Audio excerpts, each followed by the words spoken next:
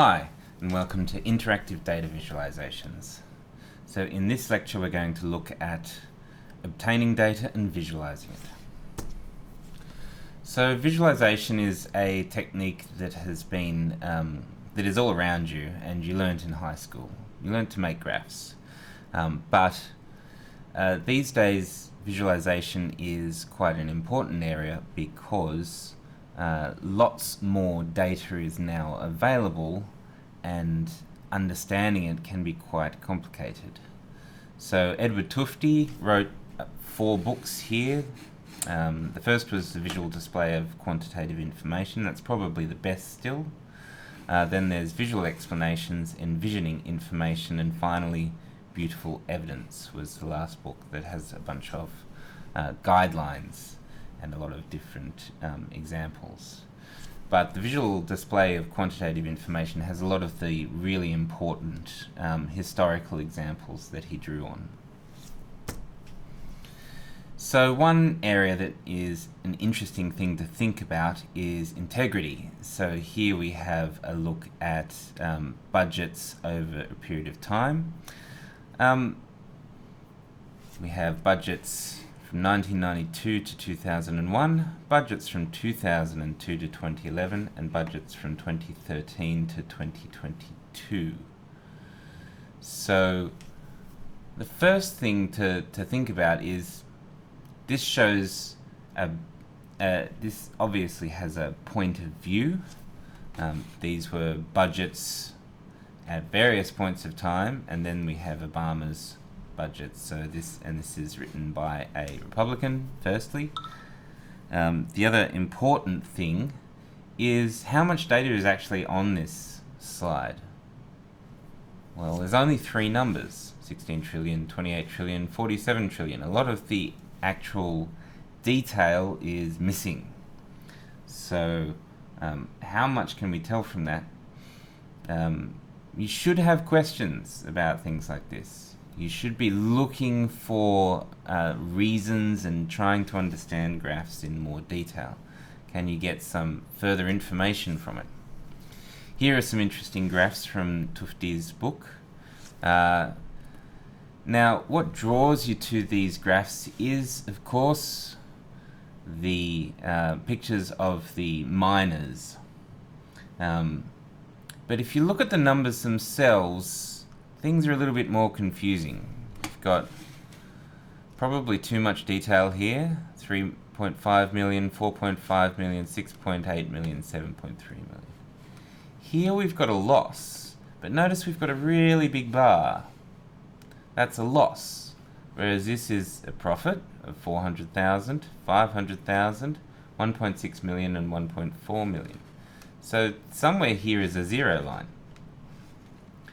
And here again we have the same type of thing. To make it possible to see the miners, we have to have really big bars. 350,000 is here and 75,000 in here, which means around about here is the 0 point. 329,000, 1.2 million. So it's a bit hard to understand these graphs really, and they seem to be mainly focused on making the possibility to see some photos behind the graphs. A bit too much chart junk, as Tufte calls it. So here's another example. Is truncating the y-axis misleading? No or yes? So this looks like 50-50, doesn't it? Half and half, except if you look at the y-axis, of course, this is 99% of the time it is misleading. 1% of the time it is not, according to these people.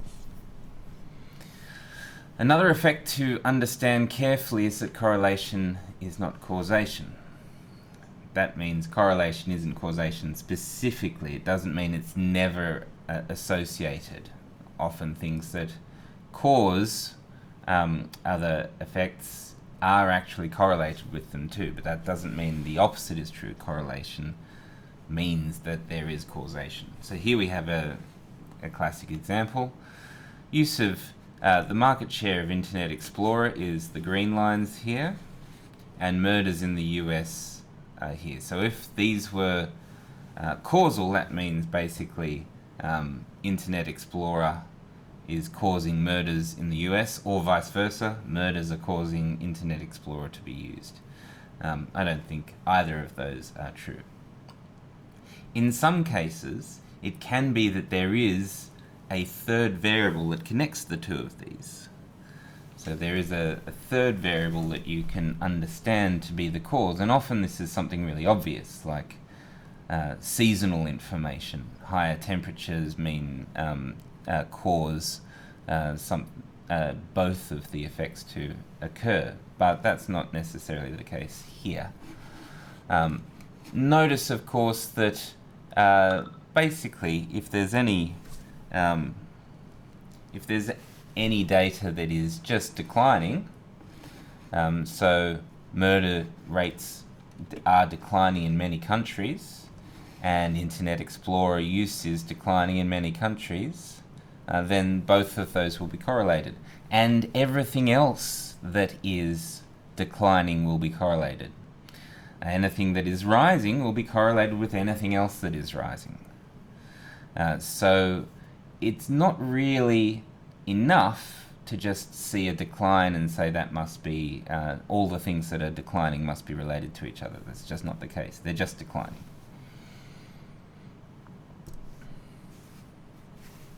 So where can you get data from? There's lots of data available these days. You can get data from Twitter or any other online service that provides an API. An API is an application programming interface, which basically means it's a bunch of URLs you can call with specific parameters, and those URLs will return particular information usually in JSON format or XML format. That information is then turned into data at your end. So Twitter is one thing that is easy to use, and we'll talk about an example for that. Government websites like data.gov.au provide a lot of data in various formats, but often this is a little bit more complicated because they'll give you Excel spreadsheets and you have to extract the data out of that. It's not too bad though. The Australian Bureau of Statistics has data that covers a lot of different indicators for a long period of time. The World Bank also has the OECD data for the last 60 years or thereabouts. Surveys can be good forms of data. Sensors, if you have sensor acquisition hardware, you can get information from sensors. You can also get information from sensors on your mobile phone if you use the Android mode of processing and you have an Android phone, or if you use other ways of getting access to the iOS system, and medical data, etc.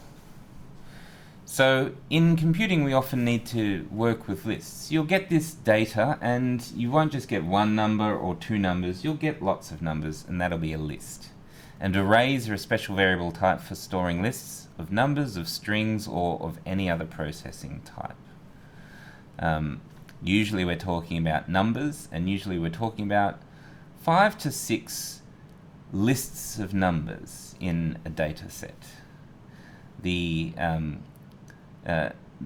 list is usually one specific variable, so it might be something like a measurement of temperature, and we'll have an array of those measurements that's happened over time. So it might have been measured for the last 100 years, for instance. And then you'll have another array that says the time it was measured, and each of those arrays will be the same length, and they'll all correspond to a single measurement. So if you have two variables, one with time, one with temperature, the first time will be the time that the first measurement of temperature was taken, and second, etc., etc. So often you need to think about arrays in terms of variables for each column, and each row or element of those arrays is an observation, a single observation. Now here's an example of not using an array. So we have 5 variables here. Each of them is an integer. The first student mark is 82, the second student mark is 75, third student mark is 14, fourth student mark is 99, and fifth student mark is 52.